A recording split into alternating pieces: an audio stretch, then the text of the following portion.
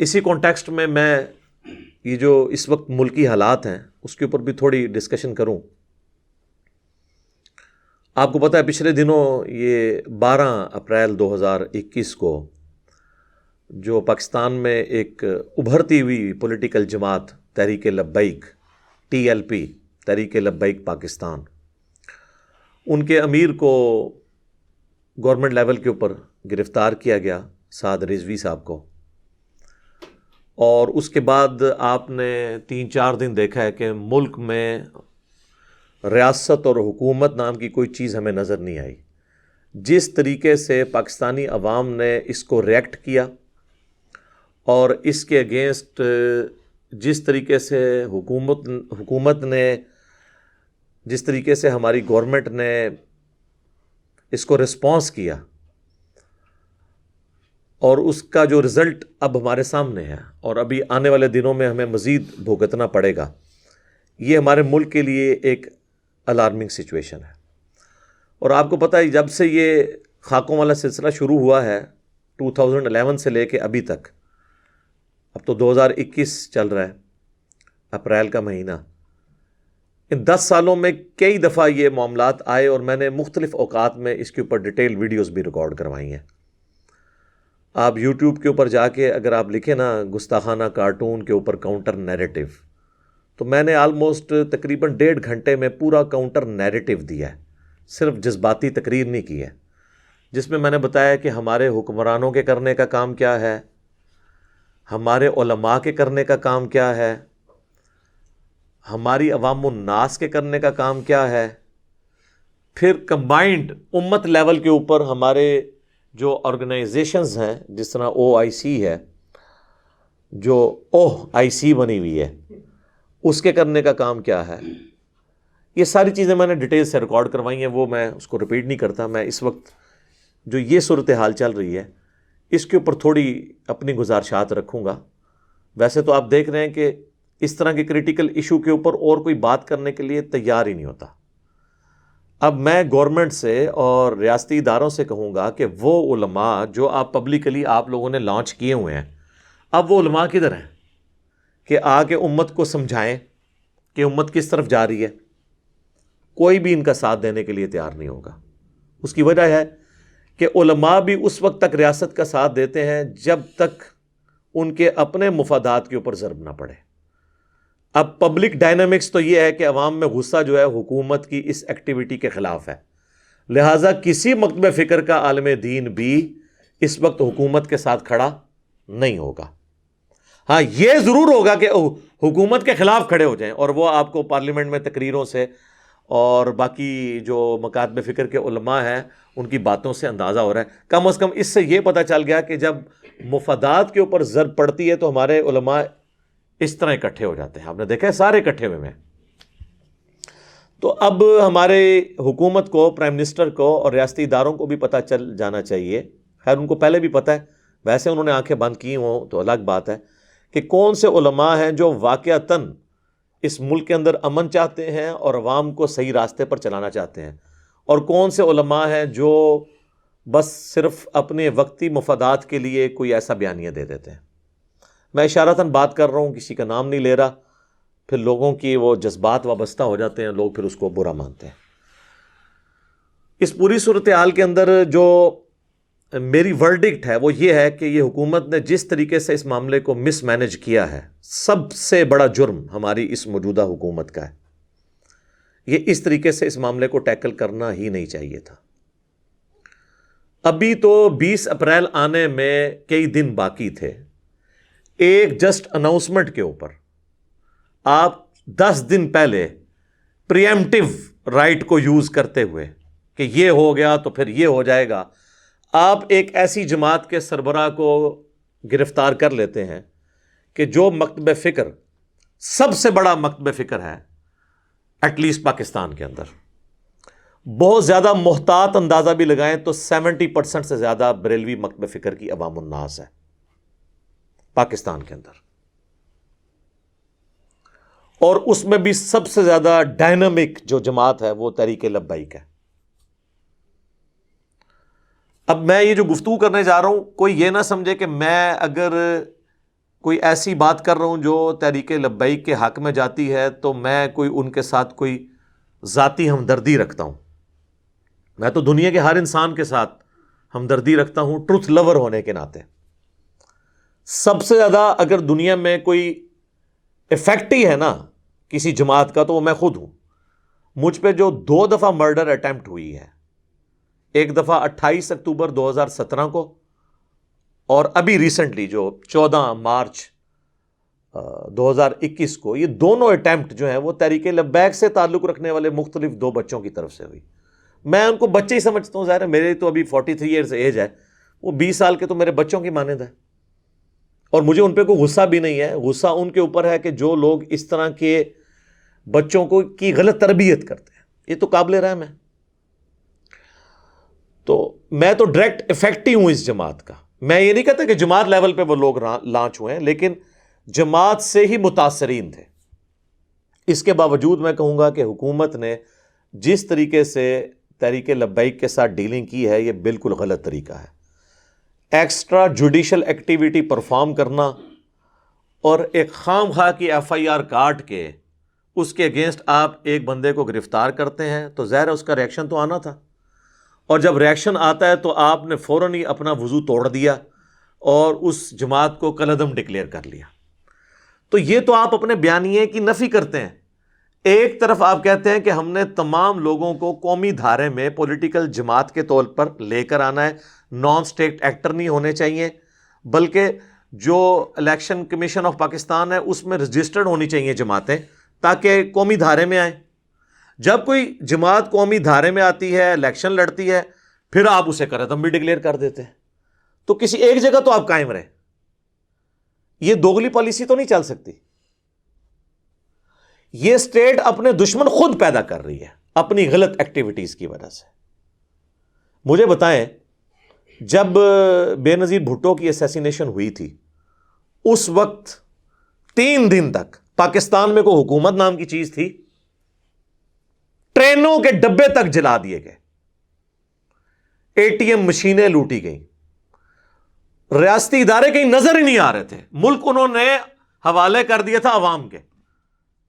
اس سے تو بہت کم یہ سچویشن ہوئی ہے تحریک لبیک والوں کی. تو کیا اس کے بعد پاکستان پیپلز پارٹی کو کالعدم ڈکلیئر کر دیا گیا تھا؟ نہیں کیا تھا. تو تحریک لبیک پاکستان کو کالعدم کیوں ڈکلیئر کر رہے ہیں آپ یعنی لوگوں کو مجبور کر رہے ہیں کہ وہ پولیٹیکل دھارے سے نکل کر اسلحہ ہاتھ میں اٹھا لیں. یہ جو چاند ایک ایکٹیویٹیز ہوگی کہ انہوں نے پولیس والوں کو پکڑ کے مارنا شروع کر دیا، یہ تو سارے پولیٹیکل لیڈرز کی ماننے والے بھی یہ حرکتیں کر دیتے ہیں، اور یہ آئے دن اس طرح کے واقعات ہوتے ہیں. اتنی جلدی آپ نے ڈیسیژن لیا، اور ڈیسیژن اناؤنس کرنے والے ہمارے جو وزیر داخلہ صاحب ہیں ان کو شرم بھی نہیں آئی ہے. یہ وہ وزیر داخلہ صاحب ہیں جو الیکشن جب لڑتے ہیں تو اس کے اوپر لکھا ہوتا ہے مجاہد ختم نبوت، اور یہ خود ان کی پرانی ویڈیوز بھی اب یوٹیوب کے اوپر آپ کو مل جائیں گی، لوگوں نے دوبارہ سے اپلوڈ کر دی ہیں کہ جب اسی تحریک لبیک کے دھرنے 2017 میں چل رہے تھے تو اس وقت یہی آ کے ہمیں یہ بھاشن دیا کرتے تھے کہ تحریک لبیک کا ساتھ دیں، ختم نبوت کے اوپر ہم کسی کو اس طرح ڈاکہ نہیں مارنے دیں گے، یہ نہیں کرنے دیں گے، وہ نہیں کرنے دیں گے. اور آج وہی جماعت ہے اور آپ ان کا ایٹیچیوڈ دیکھ لیں. تو یہ تو کوئی طریقہ نہیں ہے کہ آپ دوغلی پالیسی رکھیں. اور ہم سٹون ایج میں تو رہ نہیں رہے ہیں. وہ پنجابی میں ایک محاورہ ہے کہ گل کہندی ہے تو منو منہ کٹ میں تمہیں شہرو کٹاں گی. تو آج کل تو اس کا اگلا ورژن آ چکا ہے، یعنی بات کہتی ہے تو مجھے منہ سے نکال میں تجھے شہر بدر کروا دوں گی، کیونکہ بات تو اب تو بات ریکارڈ ہو جاتی ہے، ویڈیو ریکارڈ ہو جاتی ہے. ہوں گل کہندی ہے تو منو منہ کٹ میں تمہیں دنیا تو ہی باہر کٹ دیاں گی. ظاہر ہے جی وہ لوگ تو پھر جنت میں پہنچا دیتے ہیں نا دوسروں کو. تو اب تو کوئی شخص بھاگ نہیں سکتا، اس کے پرانے بیانات اسے ہانٹ کریں گے، ڈراتے رہیں گے. کیسے کوئی بھاگ سکتا ہے؟ اور یہاں پہ ہمارے ریاستی اداروں کو بھی چاہیے کہ جب وہ 2017 میں پیسے بانٹ رہے تھے فیض آباد کے اندر، اس وقت ان کو کبھی یہ خیال نہیں آیا تھا کہ کل کو یہ اس طریقے سے ایٹیچیوڈ ہمارے گلے بھی پڑ سکتا ہے. ہم تو اس وقت بھی کہہ رہے تھے کہ اداروں کا یہ کام نہیں ہے. اور آپ دیکھیں اس وقت پاکستان کی سب سے بڑی عدالت میں یہ کیس پریزنٹ ہوا، اور اس عدالت کی جو ورڈکٹ آئی، جو ڈیسیژن آیا، وہ ایک پبلک ڈاکومنٹ ہے، وہ آپ کو نیٹ پہ اویلیبل ہے۔ اس دھرنے کے اوپر جو جسٹس قاضی فائز عیسیٰ صاحب کا تھا ڈیسیژن، وہ انہوں نے کوئی ذاتی ڈیسیژن نہیں کیا تھا، ان کے پاس جو آئی ایس آئی نے خود اپنی رپورٹ جمع کروائی ہوئی تھی، آئی بی نے اپنی رپورٹ جو جمع کروائی تھی، چونکہ سپریم کورٹ تحقیقاتی ادارہ نہیں ہوتا بلکہ باقی ادارے اس کو اسسٹ کرتے ہیں، اور وہ ان کی جو معلومات ہے اس کی روشنی میں ڈیسیژن دیتے ہیں۔ تو یہ فائز عیسیٰ صاحب نے اپنا ڈیسیژن اپنی مرضی سے نہیں لکھا تھا، بلکہ ان ایجنسیز کی رپورٹس کے اوپر لکھا تھا کہ اس جو دھرنے کو کس کس نے سپورٹ کیا، اور اس کے اوپر انہوں نے گائیڈ لائنز دی تھیں کہ اس طریقے سے آپ چلیں، ورنہ کل کے لیے آپ کی یہ مصیبت کھڑی ہو جائے گی۔ اور دیکھ لیں، کوئی پہلے تو مصیبت کھڑی ہوتی تھی 15 20 25 سالوں کے بعد، یہ پاکستان میں پہلی دفعہ ہو رہا ہے کہ یہ ہسٹری فوراً ہی آ جاتی ہے، یعنی یہ آپ سمجھ لیں 4 سال ہی گزرے ہیں اور رزلٹ آپ کے سامنے آ گیا۔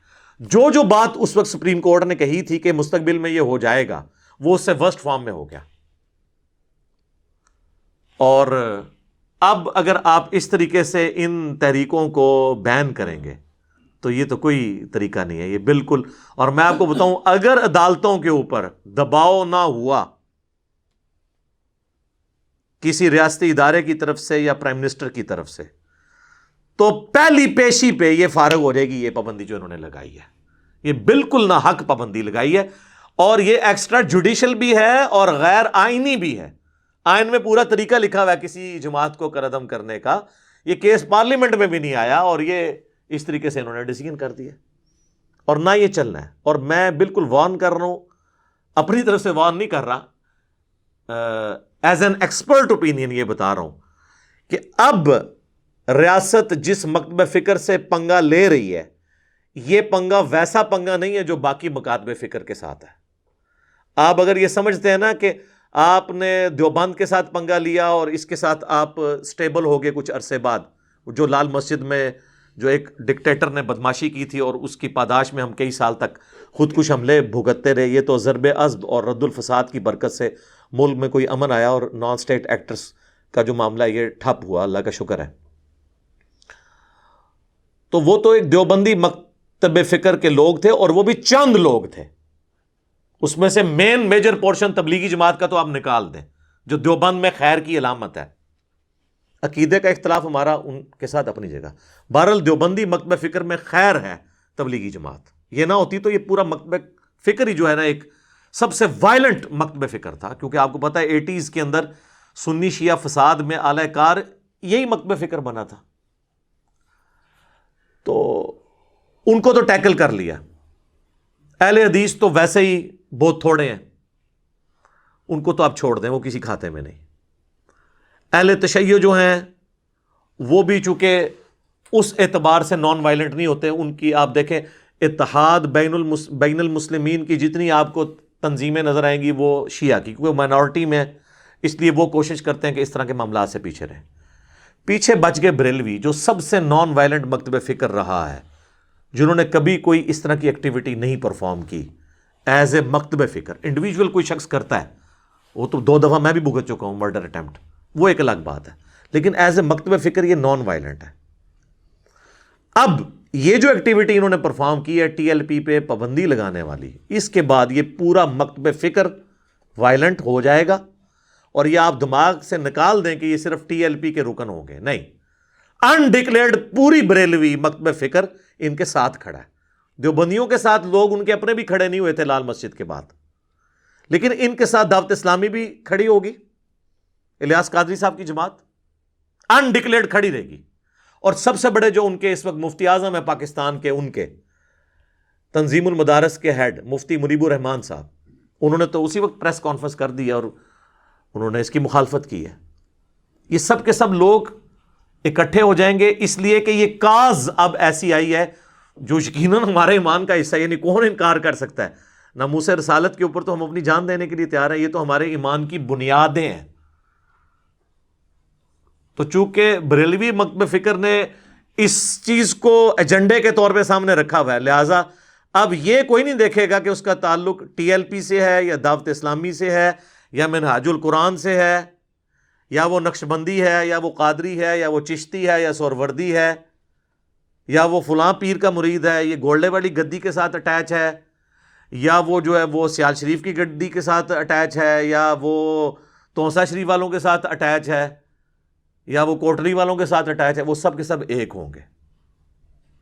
اور اس سے خطرناک بات یہ ہے کہ ہمارے ریاستی اداروں میں زیادہ تر تعداد خود انہی کی ہے، کیونکہ عوام جو ہی ہے۔ تو میں کہتا ہوں اب پرائم منسٹر صاحب اور ہمارے آرمی چیف اور D G I S I جو ہے نا، مہربانی کر کے نا اپنا کھانا جو ہے نا وہ ٹفن میں اپنے گھر سے ہی لے کے آیا کریں، یہ میں آپ کو بتا رہا ہوں، کیونکہ یہ معاملات بہت آگے تک، کیونکہ کسی ایک انڈیویجول کا دماغ خراب ہونے کی دیر ہے۔ جس طرح آپ نے دیکھا پولیس والوں کو انہوں نے کیسے مارا ہے، اور وہ پولیس والے ان کے اپنے مکتب فکر کے ہی ہیں، زیادہ تر تو بریلوی ہیں بیچارے، اور وہ کہہ رہا ہے یہودی ایجنٹ ہے، ایک مسلمان دوسرے مسلمان کو کہہ رہا ہے یہودی ایجنٹ۔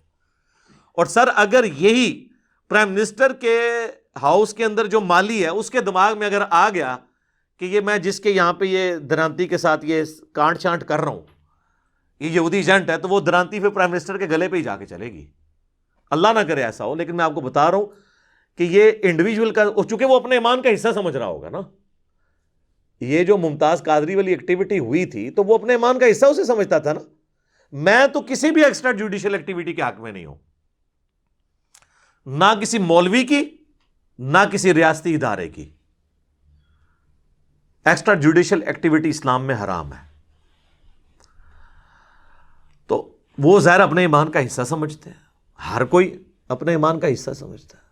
وہ تو واضح حدیث ہے بخاری اور مسلم دونوں میں کہ اللہ کے محبوب صلی اللہ علیہ وآلہ وسلم نے فرمایا تم میں سے کوئی بھی شخص اس وقت تک مؤمن ہو ہی نہیں سکتا جب تک کہ میں اسے اس کے ماں باپ اولاد سب لوگوں سے بڑھ کر عزیز نہ ہو جاؤں۔ اور اس کا کلائمیکس صحیح بخاری کی دوسری حدیث ہے جس میں سیدنا عمر نبی صلی اللہ علیہ وآلہ وسلم کے ساتھ چہل قدمی کر رہے تھے، اور حضور علیہ السلام نے محبت سے حضرت عمر کا ہاتھ اپنے ہاتھوں میں پکڑا تھا، تو حضرت عمر بھی تھوڑے فرینک ہو گئے اور انہوں نے کہا یا رسول اللہ اس دنیا میں سب سے بڑھ کر نا آپ مجھے محبوب ہیں سوائے میری اپنی جان کے۔ بالکل سچی بات کی، پہلے نمبر پہ تو انسان کی اپنی جان ہی ہوتی ہے نا۔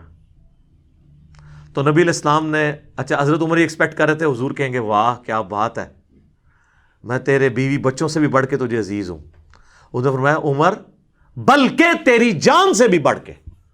ان کا یا رسول اللہ آپ مجھے میری جان سے بھی بڑھ کر عزیز ہے۔ تو آپ نے فرمایا اب عمر تیرا ایمان مکمل ہوا۔ اگر سیدنا عمر کا ایمان مکمل نہیں ہوتا، اپنی جان سے بڑھ کر حضور صلی اللہ علیہ وآلہ وسلم سے وہ محبت نہ کرنے لگ پڑے، تو ظاہر ہے ہم تو کسی لیول پہ ہی نہیں ہیں۔ یہ تو ایک بنیادی چیز ہے، تو اس کے اوپر تو کوئی کمپرومائز نہیں ہے، یہ تو بالکل ہمارے ایمان کی بنیاد ہے۔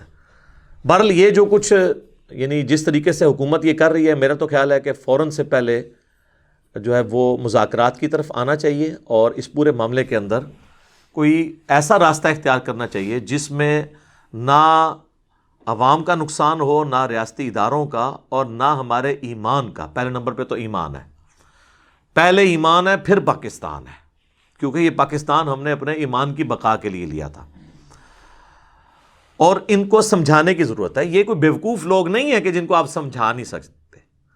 اور مجھے بتائیں کہ جب ان کے بریلوی مکتب فکر کے اپنے وزیر نور الحق قادری صاحب، وہ وزارت مذہبی امور سنبھالے ہوئے ہیں، وہ سگنیچر کر رہے ہیں کہ جی ہم فرانس کے سفیر کو نکال دیں گے، وہ پارلیمنٹ کے ذریعے وہ جو کچھ کریں گے، یہ سگنیچر کرتے وقت ان کو یہ خیال نہیں آیا تھا کہ ہم پہ ایف اے ٹی ایف کی تلوار لٹک رہی ہے، اور یہ کیا پاسبل ہے کہ فرانس کے ساتھ ہم اس طریقے سے تعلقات کو توڑ کر پوری یورپین یونین کو اپنے جب خلاف کر لیں گے تو اس کا اینڈ رزلٹ کیا نکلے گا، اس وقت نہیں تھا ان کو پتا، اور اب یہ کہتے ہیں کہ جناب یہ ہو جائے گا، اس وقت نہیں تھا پتا۔ تو اب تو تحریک لبیک والوں کا پلڑا بھاری ہے اس اعتبار سے کیونکہ گورنمنٹ نے عہد کیا ہوا تھا، اور گورنمنٹ عہد نہیں توڑ سکتی۔ قرآن میں واضح اللہ تعالیٰ نے جو 10 کمانڈمنٹس نازل کیے ہیں نا سورہ بنی اسرائیل کے اندر، اس میں اللہ تعالیٰ نے ایک کمانڈ اس حوالے سے بھی بیان کی ہے، اعوذ باللہ من الشیطان الرجیم، بسم اللہ الرحمن الرحیم۔ وَأَوْفُوا بِالْعَهْدِ، اور پورا کرو عہد کو، ان العہد کان مسئولا، بے شک عہد کے بارے میں تمہیں قیامت والے دن اکاؤنٹیبلٹی ہوگی، عہد پورا کیوں نہیں کیا۔ حتیٰ کہ مسند امام احمد میں حدیث ہے جو مشکات المصابیح میں موجود ہے، نبی صلی اللہ علیہ وآلہ وسلم نے فرمایا جو شخص عہد پورا نہیں کرتا اس کا کوئی دین ہی نہیں ہے، بے دین ہے جو اپنا عہد پورا نہیں کرتا۔ ریاست جب عہد کرتی ہے تو اس کو اپنا عہد پورا کرنا ہوگا، الا یہ کہ وہ دوسری پارٹی کو قائل کر لے اس بات پہ کہ وہ دستبردار ہو جائیں اپنے مطالبے سے۔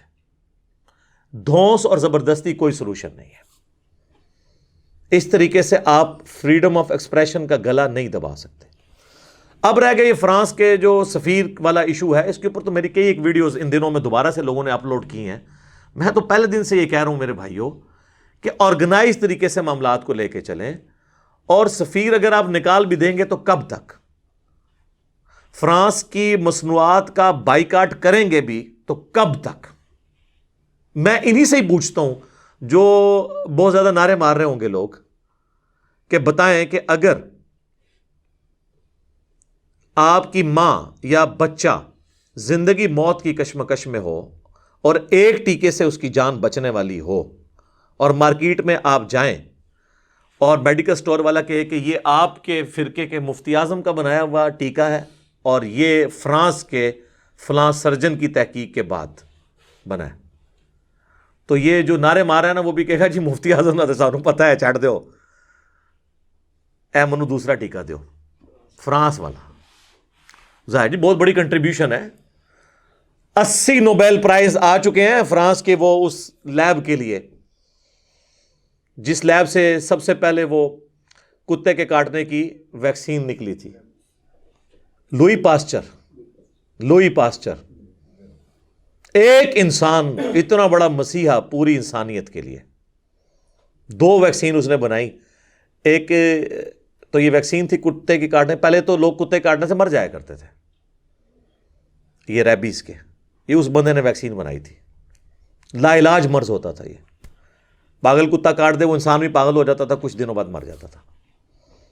اور دوسرا یہ شراب کے اندر ایسے جراثیم اس کے بنانے کے دوران بنتے تھے جس کی وجہ سے لوگوں کی ڈیتھ ہو جاتی تھی، تو اس نے وہ اس پروسیس کو ریفائن کیا تھا۔ اب آپ نے یہ نہیں کہنا میں کوئی شراب کے حق میں بات کر رہا ہوں، بتا رہا ہوں۔ اور اس نے چھوٹی سی ایک لیب قائم کی اور 80 نوبیل پرائز صرف اس لیب سے آ چکے ہیں۔ دنیا میں جتنی بڑی بیماریاں آتی ہیں نا، سب سے پہلے ویکسین وہ اس بندے کی اس لیب سے نکلتی ہے، ٹھیک ہے۔ تو میں یہ آپ کو ایک پہلو بتا رہا ہوں، میں کوئی فرانس کے فضائل نہیں آپ کو سنا رہا، اور چندے لینے کے لیے، فنڈز لینے کے لیے ہم لوگ ان کے آگے ہی ہاتھ پھیلا رہے ہوتے ہیں۔ یا تو ہم اتنے مضبوط ہوں نا کہ ہم جو ہے وہ اس دنیا کے اندر اس طریقے سے سروائیو کر سکیں۔ باقی یہ جو کتابی باتیں کتابوں میں رہنے دیں، صحابہ کرام کی مثالیں دینا، صحابہ کرام والا پہلے ایمان لے کر آئیں، ٹھیک ہے، ان کی کمٹمنٹ لے کے آئیں۔ ہمارا یہ حال ہے کہ ہم عشق رسول کے نام کے اوپر اپنے بھائیوں کی گاڑیاں توڑ دیتے ہیں، ان کے موٹر بائکس کو آگ لگا دیتے ہیں، اپنے بینک لوٹ لیتے ہیں۔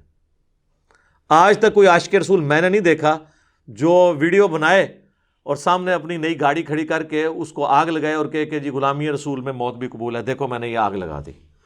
لیکن وہ جس کی گاڑی توڑ رہا ہوتا ہے، چاہے وہ پولیس کی گاڑی کوئی توڑے، کسی فوجی کی گاڑی توڑ دیتا ہے، وہ تو عوام کی گاڑی ہے، عوام کے ٹیکسز کی ہے، اور وہ ایک بندے کے معاف کرنے سے نہیں ہوگا، وہ کروڑوں عوام سے معافی مانگنی پڑے گی۔ یہ حقوق العباد کا معاملہ ہے۔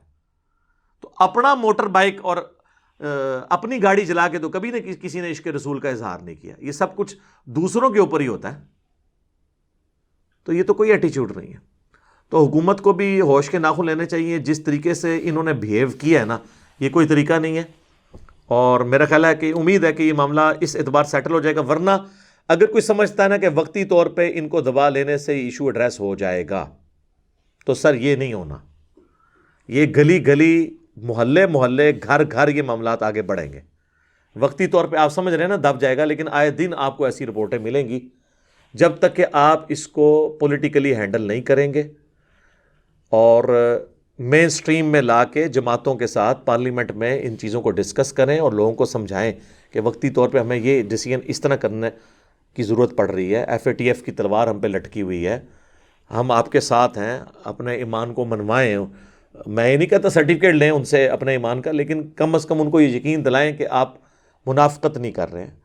اب تو وہ کہیں گے کہ جی آپ نے لکھ کے ہم سے ایک عہد کیا اور اب آپ عہد توڑ رہے ہیں، تو ظاہر ہے قصوروار تو وہ ہے جس نے غلط عہد کیا تھا، اب توڑا، اب جب کیا گیا ہے تو پھر آپ طریق لبیک کو تو کوئی بلیم نہیں کر سکتے۔ تو میں تو اس میں یعنی مین قصوروار موجودہ حکومت کو سمجھتا ہوں۔ اور اس کے بعد جو ٹی ایل پی کے لوگوں نے کیا، ظاہر ہے وہ بچے ہیں، چھوٹی عمر کے ہیں، ان کی ذہن سازی اس قسم کی ہوئی ہے، اس طرح کی حرکتیں تو باقی لوگوں نے بھی کرنی ہوتی ہیں، وہ کریں گے۔ ظاہر ہے ہم نے اپنی نیشن کو یہی تو جذبات پڑھائے ہیں۔ یہ بھی ریاست کی غلط پالیسیز تھی نا۔ ایم کیو ایم کا جو عذاب اس حکومت پہ، اس ملک کے اوپر مسلط تھا، وہ بھی ہماری ریاستی پالیسی کی وجہ سے تھا۔ طالبان والا جو ایشو ہوا اور وہ جب بگڑا، وہ بھی ریاستی پالیسی تھا۔ یہ بھی اب جو کچھ ہوا یہ بھی ریاستی پالیسی ہے۔ تو لہٰذا آپ کسی چیز کو بھی ڈیپ ڈگ کریں نا تو ریاست ہی قصوروار نکل رہی ہوتی ہے اس طرح کے تلخ رویوں کے اگینسٹ، کیونکہ عوام تو عربی میں کہا جاتا ہے عوام کل انعام، وہ تو چوپایوں کے مانند ہوتے ہیں، بھیڑ بکریوں کے مانند، آپ جس طرف ان کو چلا دیں وہ چلنا شروع ہو جاتے ہیں۔ تو اگر ہم ہوش کے ناخن نہیں لیں گے تو آنے والی نسلوں کو ایک سیف ملک نہیں دے سکتے۔ اور میں سب سے زیادہ پریشان پتہ کس بات سے ہوتا ہوں کہ باہر کے ملکوں میں جو لوگ بیٹھے ہوئے ہیں وہ کیا سوچتے ہوں گے ہمارے بارے میں۔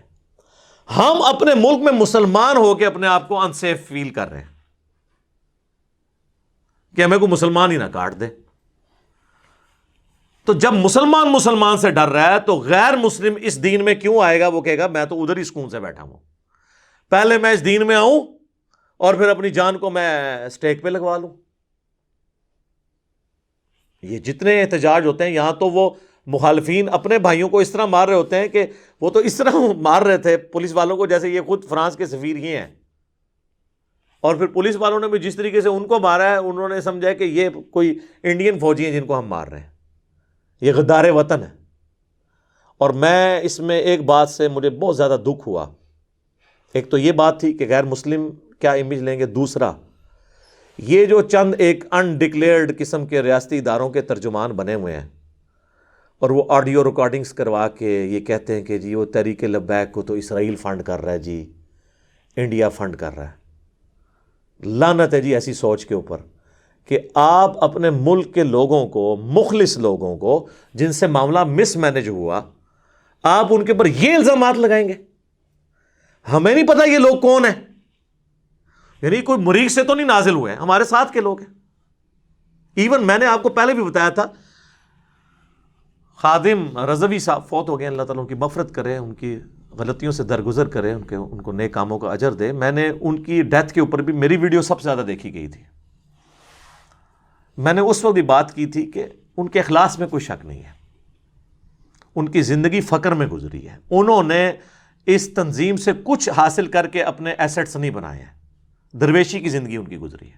میں تو ان کو پرسنلی بھی جانتا ہوں، میں تو 94 میں ایف ایس سی کا جب اسٹوڈنٹ تھا 1994 میں، تو ہمارے گلی کی مسجد میں ہی وہ آیا کرتے تھے مہینے میں ایک دفعہ، اور اسی مسجد سے انہوں نے حفظ بھی کیا ہوا ہے، جہلم سے ہی وہ کیے ہوئے، یہ ان کا پیر خانہ بھی ہے، کالدیم میں ان کی بیت ہے، اور ان کا علمی بھی یعنی آپ سمجھ لیں یہیں سے انہوں نے علم حاصل کیا۔ تو وہ مرتے دم تک درویشی کی زندگی ان کی رہی ہے۔ ان کو انڈیا کیا، میں کہتا ہوں جی آپ بھی ذرا فنڈنگ لگا کے دیکھیں۔ یہ بھی ساتھ رضوی صاحب کو بھی پوری کوشش کی بعض لوگوں نے کہ پیسے دے کے بٹھا دیں، تو ان میں بحیثیت انسان، ہر انسان میں کوئی کمزوری ہوتی ہے، لیکن اس کاز کے لیے کوئی کمزوری نہیں کہیں پائی جاتی۔ لہٰذا یہ جو پٹی پڑھا رہے ہیں نا کسی کو ذرا سے اختلاف کے اوپر، اسرائیل کا ایجنٹ، انڈیا فنڈ کر رہا ہے، فلاں کر رہا ہے، تو کل کو تو سر پھر ہمارے حکمران بھی اپنی مجبوریوں کی وجہ سے، ہمارے ریاستی ادارے بھی اپنے فنڈ بچانے کی خاطر یا مجبوریوں کی وجہ سے کئی معاملات میں امریکہ کا ساتھ دے رہے ہوتے ہیں۔ اور آج کل تو انڈیا کا بھی دوستی کا کافی نشہ چڑھا ہوا ہے بعض لوگوں کو، تو ہم اپنے حکمرانوں کو بھی، اپنے ریاستی اداروں کے لوگوں کو بھی کہنا شروع کر دیں کہ جی یہ قوم کے وسیع تر مفاد میں نہیں کر رہے بلکہ یہ انڈیا کے، اسرائیل کے اور امریکہ کے ایجنٹ ہیں۔ ہم بھی وہی گالی دینا شروع کر دیں ان کو جو یہ گالی عوام کو دے رہے ہیں بعض لوگ ان میں سے بیٹھ کے۔ اور اگر کوئی کہتا ہے نا کہ یہ نہیں دے رہے ہیں تو اس قسم کے جو بیانات دینے والے ہیں ان کو کنڈیم کرنا چاہیے۔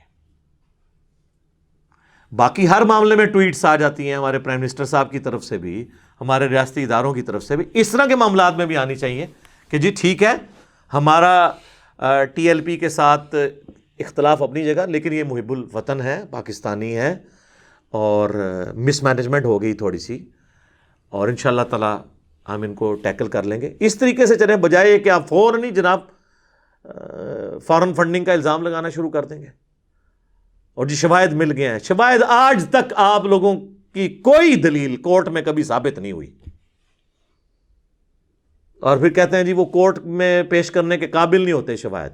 آپ سٹون ایج میں رہ رہے ہیں۔ آج کے دور میں تو آپ لوگوں کی ویڈیو خفیہ بنا سکتے ہیں، فون کالز ٹیپ کر سکتے ہیں۔ آج کے دور میں یہ کوئی ایکسکیوز نہیں ہے کہ کورٹ میں پیش کرنے کے قابل نہیں تھا یہ ثبوت، تو سر پھر آپ کو تو فوراً ان اداروں سے، حکومتوں سے الگ ہونا چاہیے کہ اس ماڈرن دور میں بھی آپ ثبوت نہ اکٹھے کر سکیں۔